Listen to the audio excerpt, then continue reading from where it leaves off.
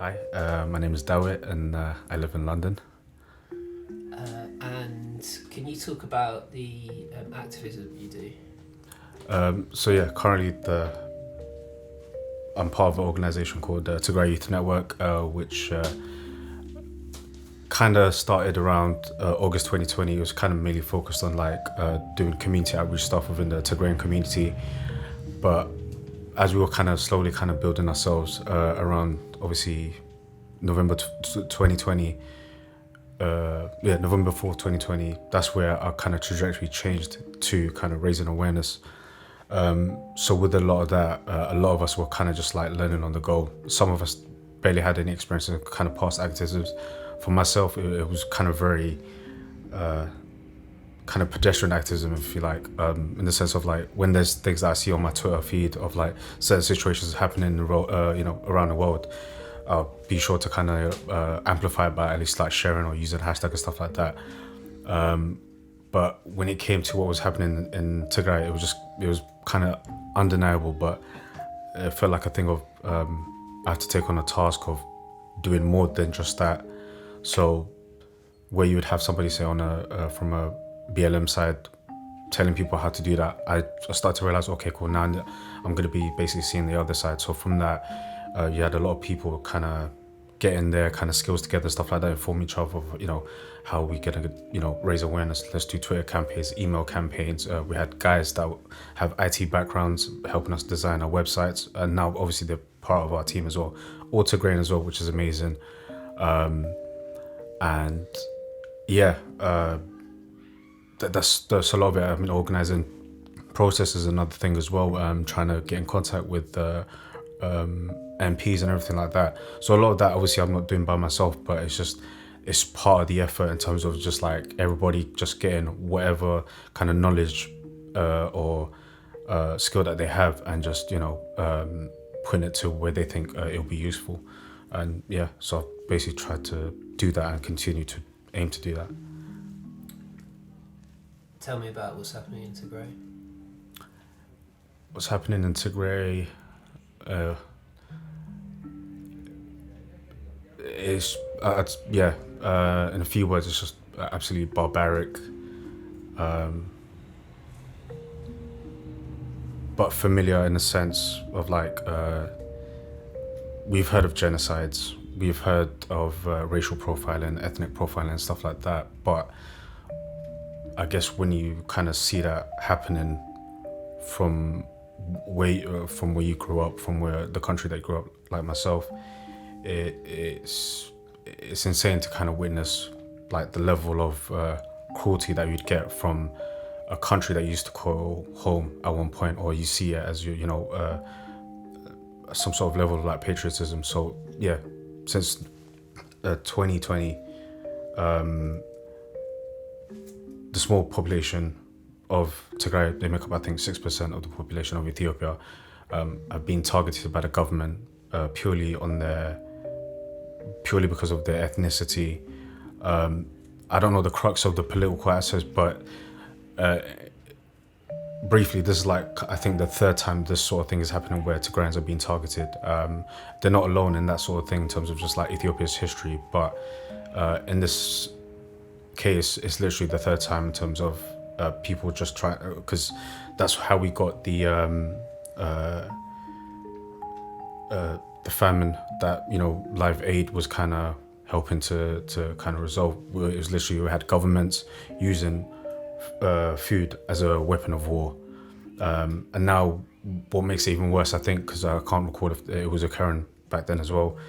In this time, where we're seeing people being sexually abused in the most gruesome ways, from kind of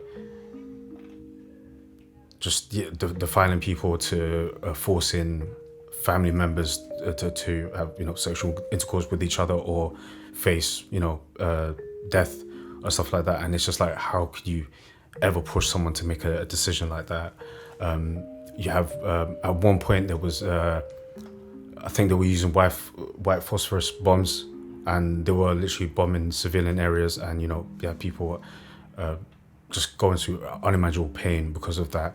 And several other occasions as well where civilian areas were just getting shelled. The Ethiopian government would say, we were targeting a military base and stuff like that, but it's just what didn't make sense is why are civilians hurt in that case, and a lot of what's been happening has can be suppressed because there's been communication blackout. So a lot of the times that we're seeing some of these things come through, it'll be months or weeks later after the internet in the country is it's switched on, and we would have people that have probably like hear about family members passing away.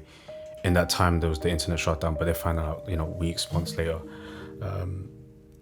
And there's just so much more. I think the other day, we were seeing people that were driving food aid trucks just pulled over to the side of the road and pretty much just shot dead.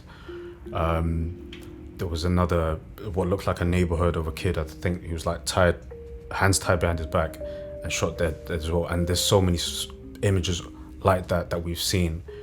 Just gruesome stuff. I could literally go on in more details, but that's pretty much some of the key things. Extrajudicial killings, sexual abuse, and unjustifiable shellings of civilian areas, those are some of the key stuff that's happening. Why is the world ignoring this and not paying attention to it?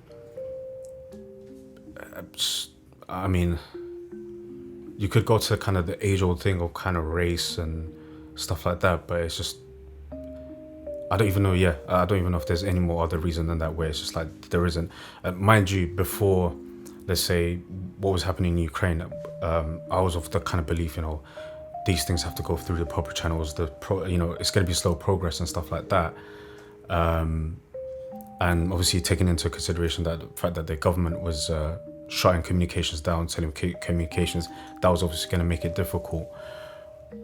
But I think it was like in February 2021 or something, one of the EU members did visit Ethiopia, and he was told by political officials what they, how they feel about Tigrayans. They were talking about, I can't remember word for word, but literally along the lines of, we want to decimate these people, we want to completely, exterminate these people, sort of thing. So that was said verbatim, and you're having so many people that are key figures in the EU. I think it was Harvester or another person. I could be wrong, but he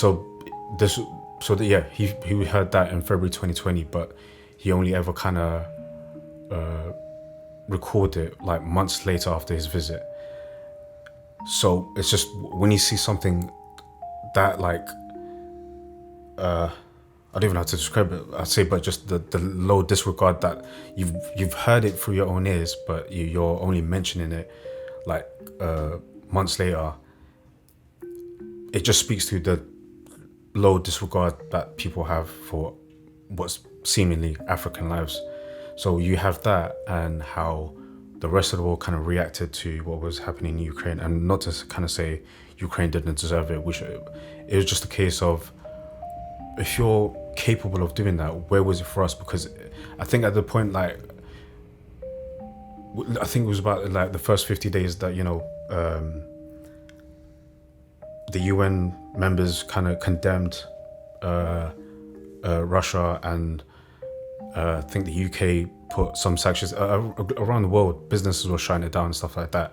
So it's just, you start to realize, is it an economical thing as well, attached with race? So I feel like those are key figures things, because it's just I couldn't tell you what kind of key, like, minerals that say a place like Tigray has and stuff like that, but it's just, if that's what they're basing it on, it's just like, what is human life at this point? Like, what are these world leaders there for exactly? And I think it was around that time, just the kind of, I mean, I've already, like, in my lifetime, I've heard of very gruesome things that happen around the world and stuff like that, but obviously maturing and stuff like that, it really is kind of dejecting to kind of, your outlook on life becomes a bit more apathetic, a bit more jaded. It's just like, so, well, it's just that you don't matter, because of your where you are politically, geographically, you're just a number. Because literally, over 500,000 people dead, but it's crazy to just put that as a number, and it doesn't really kind of. I don't feel it kind of like it doesn't kind of carry the weight of the fact that these are so many people have lost family members from there. But for the world to kind of just look at that like it's nothing and just something that's happened. But we know of, other genocides that have happened throughout the world. We've said never again to the Rwandan genocide. We know what's happened in World War II, like people being targeted, experimental, and all these things. It's like we know these things as a society, but it's just, yeah. So the two things that kind of stand out to me is, I think, economical value and sort of a race thing as well. People could argue that's a bit played out, but it's evident. It's just, where was the action? I mean, I'm even more disappointed with the African Union, because they were there where it was kind of bubbling up, and it's just like, so you guys are watching this happen in your own backyard and not doing much about it. I hope that answers your question, but it's somewhat clear, but at the same time very ambiguous of just people's priorities for human life. You commit a lot of energy to activism. What can other people do, the wider community, both in the UK and around the world, what can they do to address this situation? It's literally whatever time you have to kind of, because liking and retweeting is literally the bare minimum I'd ask for. But if you want to take things a step further, it's just literally contacting your MPs, because I can email my local MP as many times as I want, but literally every single time I've always just had the same auto reply.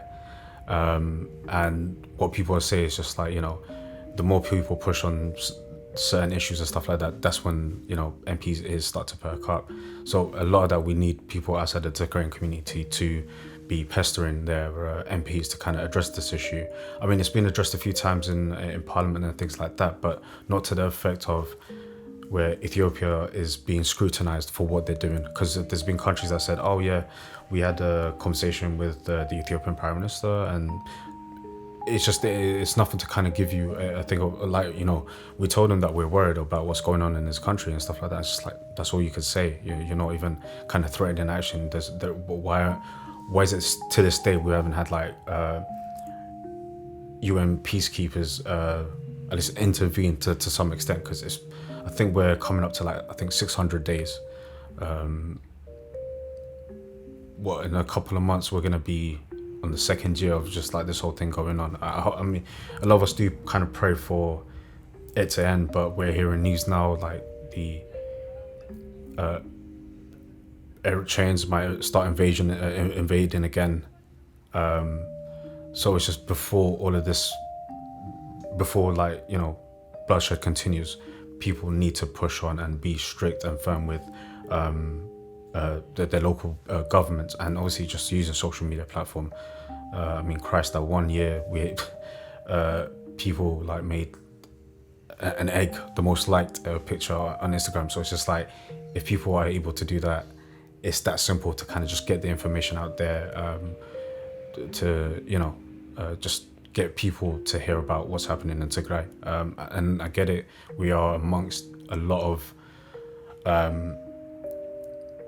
humanitarian crises that are happening around the world, but at this point it's just like, it's overdue for people to kind of at least focus on it, for world leaders to focus on it, because a lot of it comes from public interest a lot of the times as well. So yeah, those are the few things I'd strongly recommend people take on. Yeah.